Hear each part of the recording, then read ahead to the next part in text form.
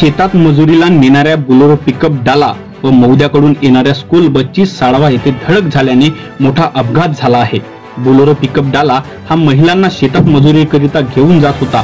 वाढलेल्या झाडांच्या फांद्यामुळे समोरील स्कूल बस न दिसल्याने बोलेरो पिकअपने स्कूल बसला धडक दिली। स्कूल बस खाली होती तर बोलेरो पिकअप डाल्यामध्ये असलेल्या 30 ते 35 महिलांना दुखापत झाली आहे। स्थानिकांच्या मदतीने महिलांना ग्रामीण रुग्णालय कुही येथे उपचाराकरिता नेण्यात आले।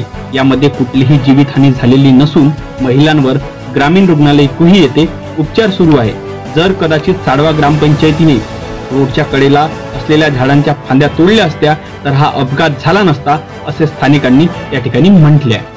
अशाच प्रकारच्या ताज्या घडामोडी पाहण्याकरिता या व्हिडिओला लाईक करा। न्यूज 22 महाराष्ट्र आवाज जनसामान्यांच्या हक्काचा या न्यूज चॅनलला सबस्क्राईब करा आणि पाहत राहा न्यूज 22 महाराष्ट्र।